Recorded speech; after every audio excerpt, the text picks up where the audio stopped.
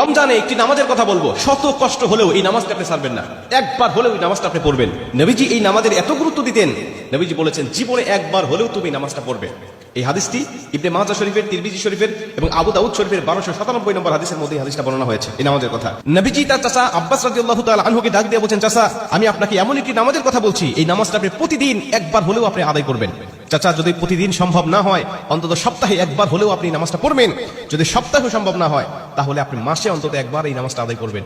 চাচা যদি মাসেও আপনার পক্ষে কষ্টকর হয়ে যায় বছরে একবার পড়বেন, যদি বছরেও না পারেন জীবদ্দশায় অন্তত একবার হলেও নামাজটা পড়বেন। কারণ এই নামাজটা এত পাওয়ারফুল নামাজ, এই নামাজটা আদায় করার কারণে আপনার প্রকাশ্যে অপ্রকাশ্যে যত গুনাহ করেছেন, আপনার ইচ্ছায় অনিচ্ছায় যত গুনাহ করেছেন, আপনার অতীত জীবনে যত গুনাহ করেছেন সব গুনাহ আল্লাহ আপনাকে ক্ষমা করে দিবে।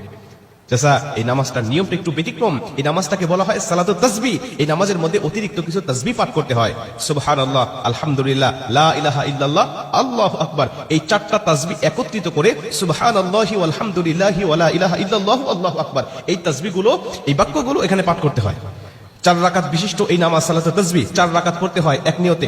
4 রাকাত নামাজে প্রতি রাকাতে 75 বার করে করে মোট 300 বার এই তাসবিহটা পাঠ করতে হয়।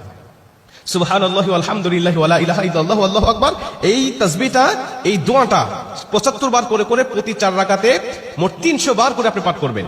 কি নিয়মে পাঠ করবেন আমি আপনাকে নিয়মটা শেখাচ্ছি। আবু দাউদ শরীফের 1297 নম্বর হাদিসের মধ্যে যে নিয়মটা এসেছে আমি এই নিয়মটা আপনাকে শেখাচ্ছি।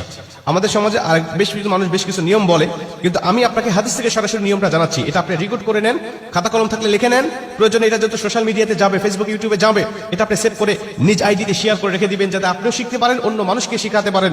আপনার শেখানোর কারণে কেউ যদি নামাজটা আদায় করতে পারে, ও যে সওয়াবটা অর্জন করবে, সওয়াবের একটা অংশ আল্লাহ আপনার আমলনামায়ও দান করবে।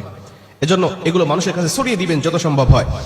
আপনি প্রথমে যখন নামাজটা শুরু করবেন নিয়ত করবেন নফল নামাজের নিয়ত করে অন্যান্য নামাজে যেভাবে সানা পাঠ করি আপনি সেভাবে সানা পড়বেন। অন্যান্য নামাজে যেভাবে সূরা ফাতিহা পড়ি ওভাবে সূরা ফাতিহা পড়বেন। অন্যান্য নামাজে সূরা ফাতিহার পরে যেভাবে সূরা মিলান ওইভাবে সূরা মিলাবেন। সূরা মিলানোর পরে রুকুতে যাওয়ার আগে দাঁড়ানো অবস্থায় আপনি 15 বার এই তাসবিহটা পাঠ করবেন। সুবহানাল্লাহি ওয়াল হামদুলিল্লাহি ওয়া লা ইলাহা ইল্লাল্লাহু আল্লাহু আকবার, এই তাসবিহটা পাঠ করলেন 15 বার। 15 বার পাঠ করার পর আপনি রুকুতে চলে গেলেন। রুকুতে গিয়ে রুকুর যে তাসবিহটা আছে এই তাসবিহটা পাঠ করার পরে সুবহান রাব্বিল আযীম বলার পরে আপনি এই তাসবিহটা আবার পাঠ করবেন 10 বার। সুবহানাল্লাহি ওয়াল হামদুলিল্লাহি ওয়া লা ইলাহা ইল্লাল্লাহু আল্লাহু আকবার, এই 15 বার আর 10 বার 25 বার। এরপরে আপনি রুকু থেকে উঠে দাঁড়ালেন, দাঁড়ানোর অবস্থায় আপনি আবারও 10 বার পাঠ করবেন, তাহলে হলো 10 আর 25 35 বার। এরপরে আপনি রুকুতে চলে যাবেন। রুকুতে গিয়ে রুকুর তাসবিহটা পাঠ করার পরে আবারও পড়বেন 10 বার। এই হলো 35 আর 10 45 বার। এরপরে আপনি রুকু থেকে আবার উঠে বসে পড়লেন। বসার পরে আপনি আবার পড়বেন 10 বার। 45 আর 10 55 বার। এরপরে আপনি আবার রুকুতে চলে যাবেন। রুকুতে গিয়ে রুকুর তাসবিহ পাঠ করার পরে আবার পড়বেন 10 বার।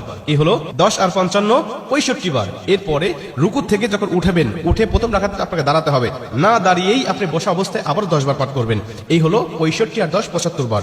দ্বিতীয় রাকাতে ঠিক একই নিয়মে, তৃতীয় রাকাতে ঠিক একই নিয়মে, চতুর্থ রাকাতেও একই নিয়মে, এই 4 রাকাতে 75 বার করে করে যখন 300 বার পাঠ করে আপনি সালাম ফিরিয়ে নামাজটা শেষ করবেন, সালাতুত তাসবিহ নামাজটা আপনার আদায় হয়ে গেল। এই নামাজ শেষ করে আল্লাহ পাকের কাছে আপনি দোয়া করবেন, যেভাবে ইচ্ছা চাইবেন আল্লাহ পাক আপনার দোয়াটাকে কবুল করে নেবে। আমরা দেখেছি বেশ কিছু পিকচারের মধ্যে, বেশ কিছু জায়গায়, বেশ কিছু লেখায় আপনি এই নিয়মটা বর্ণনা করার পাশাপাশি একটু ব্যতিক্রম বর্ণনা করা হয়েছে যে শেষ রাকাতে সিজদা থেকে উঠে বসে না পড়ে রুকুতে যাওয়ার আগেই মোট 25 বার পড়তে হবে, অর্থাৎ রুকুতে যাওয়ার আগে 10 বার আর সানা পড়ার পরে 15 বার। এই নিয়মটা বর্ণনা করা আছে, কিন্তু হাদিস শরীফের মধ্যে আমি যেটা বললাম এই নিয়মটা বর্ণনা করা আছে। অতএব এই নিয়মে যদি আপনি নামাজটা আদায় করেন আশা করা যায় আপনার নামাজটা কবুল হয়ে যাবে।